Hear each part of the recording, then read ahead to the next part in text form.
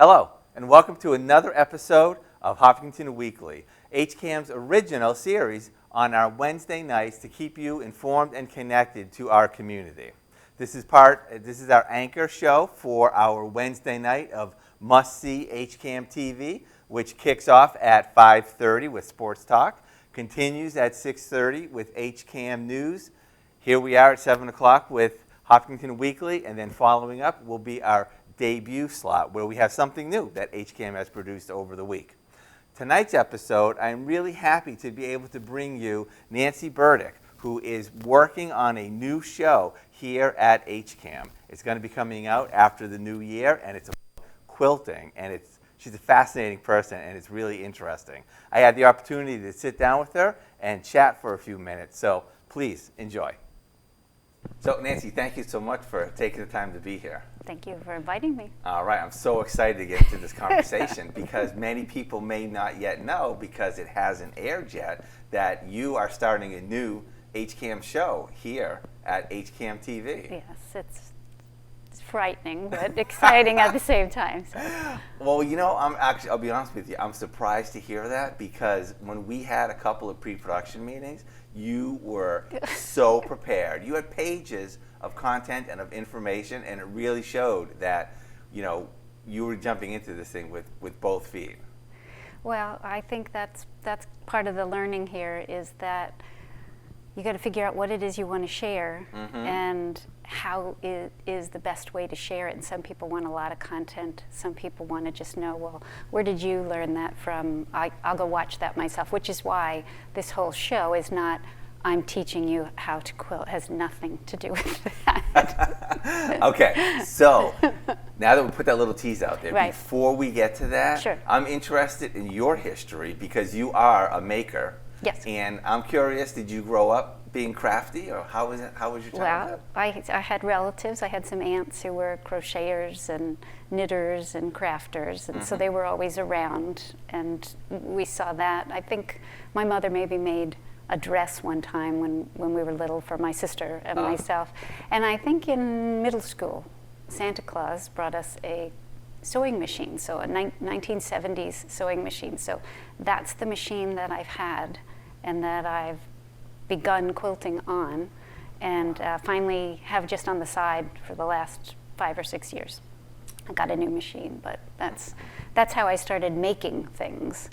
And I did crocheting and maybe a little bit of scrapbooking type of thing. That's kind of crafting.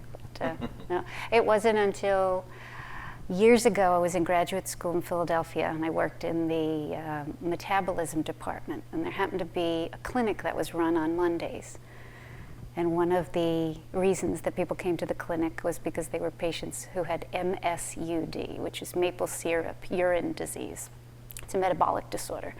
And it happens to occur in a greater abundance in Amish people. So every Monday, these Amish people would come in, and many of the women had quilts. And that's how I started my admiration for it, but never thought that I'd get interested in that. And it wasn't till many years later when we moved here, and I came across Jean Birchman, a friend of mine, a volunteer in town, community member, and master quilter. And she was teaching a class at the HCA, or it was the Cultural Arts Alliance at the time. So I took a class about 15 years ago, and that's how I started making quilts. Wow, that's really interesting. Now, I do want to ask, because in the conversations that we've had, yes. You are a very practical person. Yes. And you are a person who, to me, is the type of person who would say, that's a thing. I wonder what I can do with that thing. Right? Yes. And you're constantly like repurposing, reusing. So right. Tell me a little bit about your interest in what you do with well, so a lot of different reasons why people become makers. And usually you'll find somebody doing one craft, but they are interested or have been doing other crafts. So you may have crocheters, knitters, scrapbookers, jewelry makers, a whole bunch of different things. So I don't have space in my messy studio for more than one. So right now I'm just doing quilting. And a lot of times I'll do it for wedding gifts or gifts for family members. And lots of times I'll make them for donations. And we'll make charitable donations, part of the guild, the Marathon Quilters Guild in town. And we have a charitable component, or a comfort quilt component, if you will. And so I make quilts in that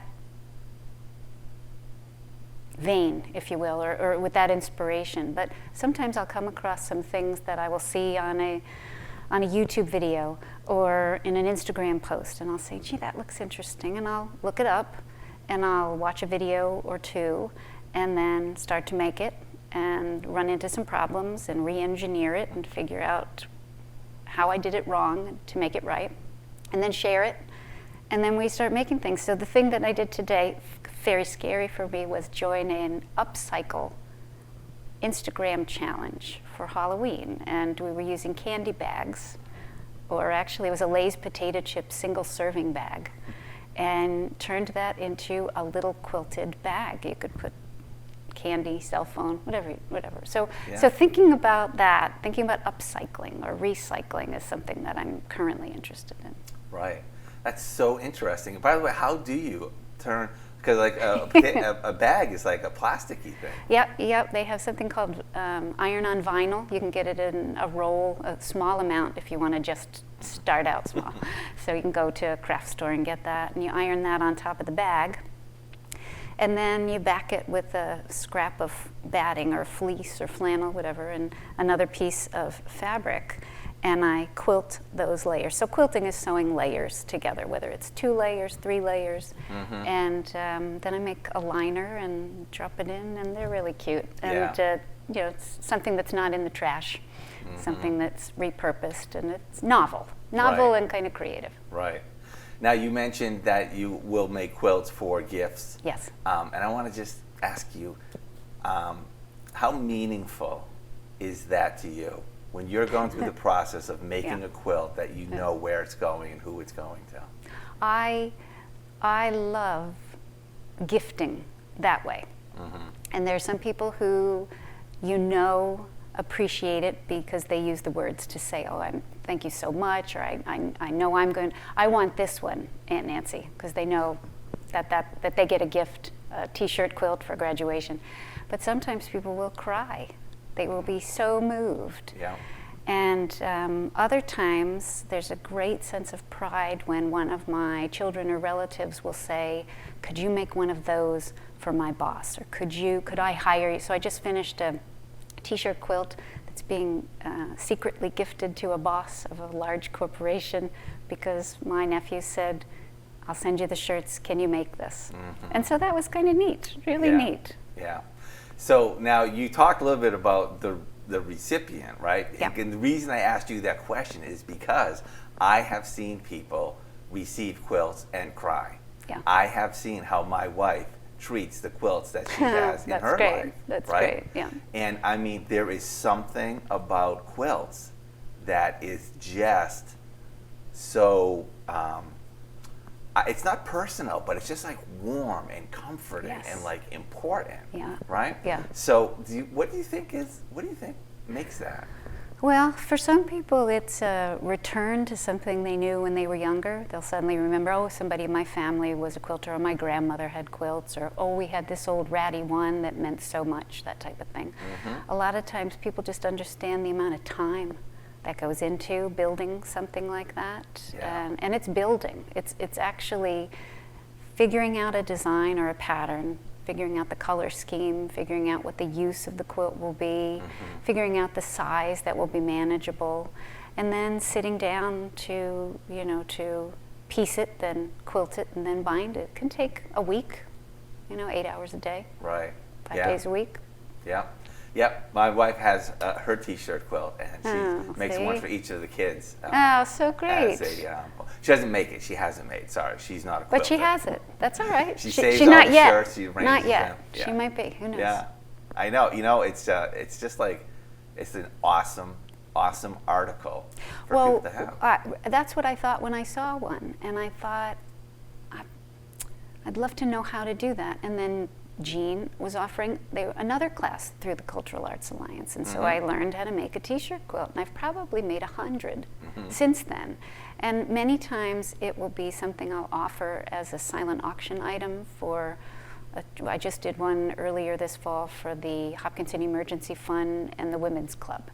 And I did another one for Dignity Matters. And when I do those, I offer the opportunity to custom design. So you bring me the shirts, you tell me what colors you like, and we put that together. And so you have a hand in it, you're absolutely designing it, because if I make something that's 110 by 120 and you just wanted a lap quilt, that doesn't help you. So it helps me really talk with somebody on what it is they're hoping to do, size-wise, color-wise, and project-wise. Right. What does 110 by 120 mean? What does that look like? That's big. That's bigger than a king. Oh, king size bed, so it'd be hanging, be hanging over. Yeah. But I made a quilt for someone who contacted me through the Guild, looking to make a shirt, a baby quilt for a grand nephew who was due to arrive, and they wanted to use the great grandmother's shirts because when they saw Nana, I think her name was, they knew her shirts. They knew it was Papagallo T-shirts, I think it was. So it was quite small because that's what they wanted, but the most important piece of that was Nana's shirts. And so those types of things they're very touching to make.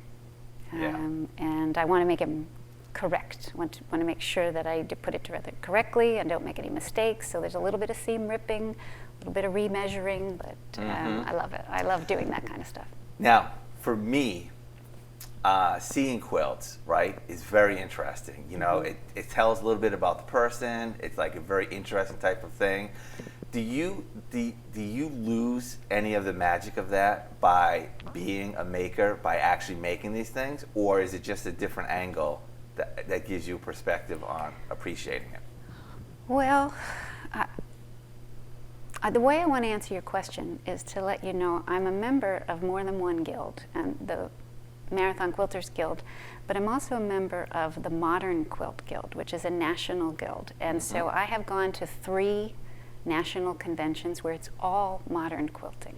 Okay. And it is astonishing what people create out of fibers, whether it's silk or cotton or flannel, art quilts, mural quilts. It's amazing. It's as if they used a paintbrush. And so I'm constantly astounded by the creativity of people. So when I look at something like that, there's no magic lost. There's just inspiration or head scratching, saying, how did they do that? I wonder how they came up with that. So seeing and searching for more beautiful works just inspires me. Not to run out and go buy all the materials to recreate that, but to think about different ways. So I think when people think about quilting, initially they may only have one memory or one reference point. And my hope is that through this show or series of shows, people will realize that there are lots of different ways that you can think about fiber arts and making things and creating things. You know, there's one different way that you just said, which I didn't know. You're part of the Modern Quilters Guild. So tell me a little bit about modern quilting versus, I don't know, traditional quilting or old quilting. How's that go? Again, I told you, I'm not teaching anything Right, here, so right. I'm sure I'll get the terms wrong. But the modern quilting seems to be a movement where people use maybe solid color, maybe just solid, large pieces, create very mosaic designs or very, I want to say, geometric designs. And a lot of times they'll use it's called like matchstick quilting, where the stitches can be about that long on top of a quilt, and they might use pearl cotton, which is a much thicker thing that you would use through a hand needle rather than your sewing machine. And I have gone to this is the collection of folks at these modern quilt conventions who look like the coolest art teachers that float around high schools. They all have fantastic shocks of color in their hair, really cool glasses. They've made their clothes, and they've also dyed their yarns or their fabrics for their art, and they are just really energizing to be around. So I like seeing what other people are doing from an admiration point of view, and sometimes from an inspiration. I might try something. Right. So is that a modern quilt? This is a pattern that's available online. You just go on and you can find free patterns everywhere. So this is a free pattern, and it's called Beads, and it was a project that the Guild worked on with me. We had a program called the Queen Bee program, and so one member was the queen for the month and picked a block. We all made that block as to the specifications. This one was the black fabric, and I gave out these colors and put together. Everybody made 2 or 3 blocks. We were able to put this together. This is actually the 3rd quilt of the fabric that we had, and they're all for charity. So this one will go to Rise Above, which is a support agency for young people aging out of foster care. Okay. So this will be for somebody who goes on to their own living space. Okay. So that is thrilling. Yes. So the next question, I'm going to exclude your family. Sure. Okay? Mm-hmm. So excluding your family, do you have a quilt or a cause that you quilt for that is the most meaningful to you? For the last few years, the answer is yes. And for the last few years, we've made quilts for the Hole in the Wall Gang Camp, which is in Ashford, Connecticut, which is a camp that provides summer camp opportunities for children with cancer. And every young person who attends or is part of an outreach program receives a quilt. And it's the Hole in the Wall Gang Camp started by the actor Paul Newman. Yes. And so that to me is touching, and meeting the people whose families have received the quilts. When we bring them over, we've met a few folks. That's a fabulous shot in the arm to say, yep, we've got more time, we can make some more quilts. Right. Okay. Thank you for that. Now, we're going to introduce a segment, and it's for your new show, but it's very timely. Yes. And your show is in pre-production right now. Right. So, before we talk about that segment, sure, give us the elevator pitch for what your show is like, so people at home can see what they're looking forward to. Like, what they tune into your show, what are they going to get?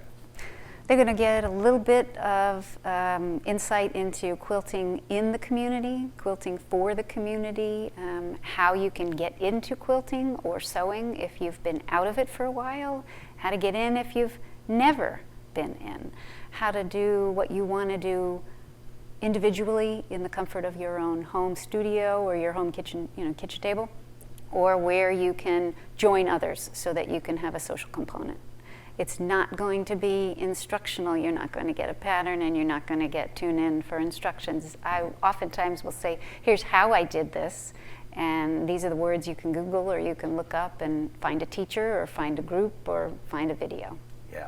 And what I think is so fascinating about that is I don't build houses, but I do like This Old House magazine. Yes. Right? I do like HGTV. Yes. It's an interesting, and quilting there's something universal about quilts. Yes. Everybody loves to wrap themselves in a quilt and just be warm and cozy. Yeah. So now, tell us about this segment that we're about to see.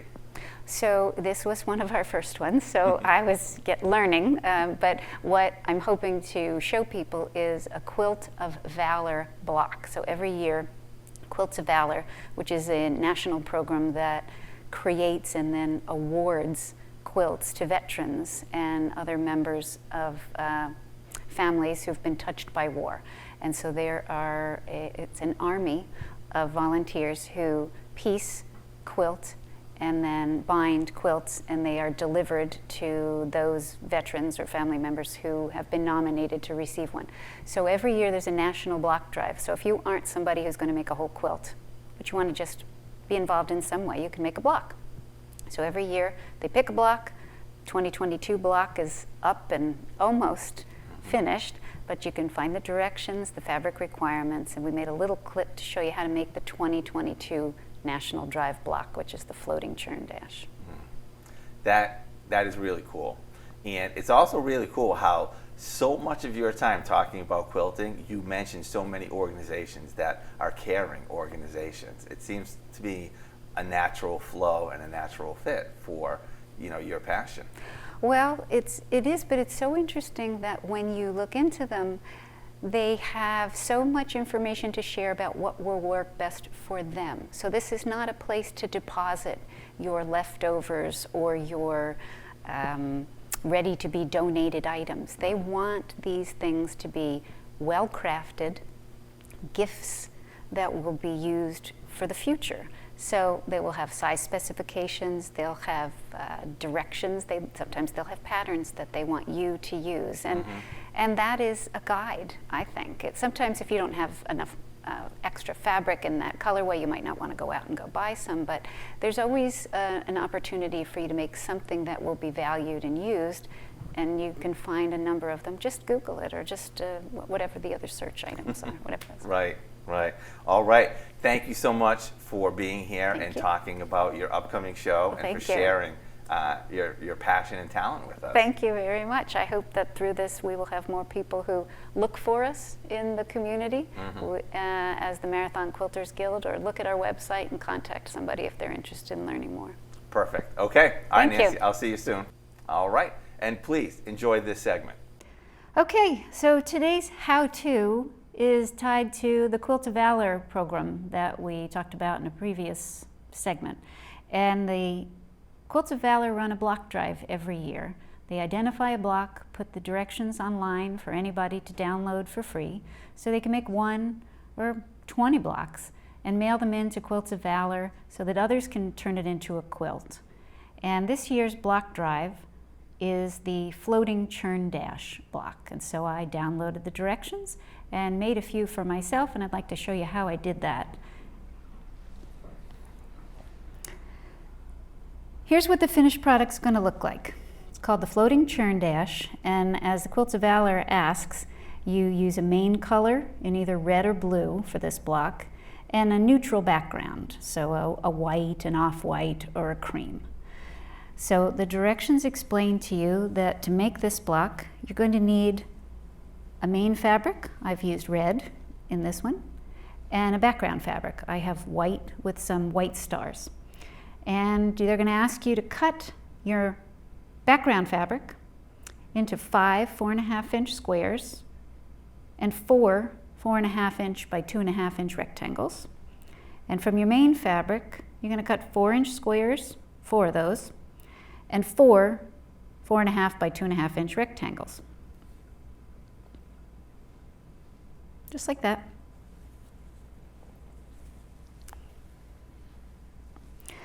On all 4 of your main fabric 4-inch squares, you're going to turn it over to the back, wrong side, and you're going to draw a line with a pen or a marker from one corner to the bottom corner on all 4. Then you're going to take that same main fabric square and you're going to draw another line 1/2 inch away from the first line that you drew. You do that on all 4 of the main fabric blocks. Then you're going to take it and you're going to pin it right sides together. So the good side of the red fabric to the white starred side of your background fabric, and you're going to pin it to the top left corner of that square. Then you're going to sew right on the line that goes from corner to corner, and the one that you drew 1/2 inch up from that. Then you're going to cut in between those 2 lines, and you're going to end up with 2 squares, a small one and a larger one.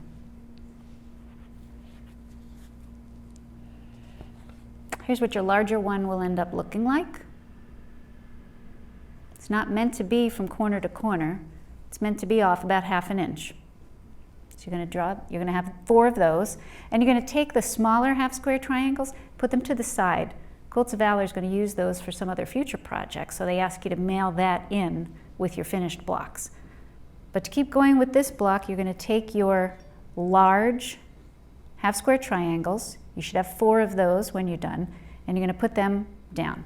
Then you're going to take your main fabric, 4.5 by 2.5 inch rectangle, and sew it to the white 4.5 inch by 2.5 inch rectangle background fabric. So you sew them together,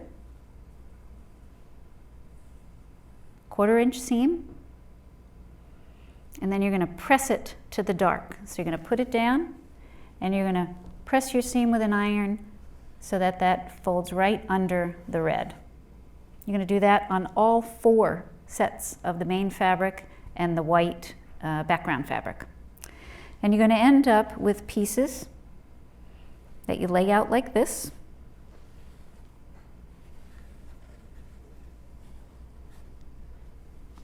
You're going to sew them in rows. And then you're going to press according to the directions. So for here, you're going to press out to the rectangles, excuse me, to the triangles.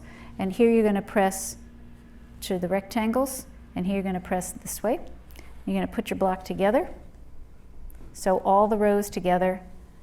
And when you're finished, it'll make a 12.5 inch unfinished block. And when I say unfinished, it's the entire dimension of the block. And when they take this and sew it to another, the eventual finished block will end up to be 12 inches finished. So those are the instructions as provided by Quilts of Valor. And you can make your own churn dash, floating churn dash block. That's it. That was so interesting, and I am really looking forward to the new show, which it actually is called So Many Possibilities. That's going to be coming out in the new year, and we look forward to that very much. Thank you for spending this time with us, and we hope you stay tuned after the credits for our new debut slot. Take care, everyone.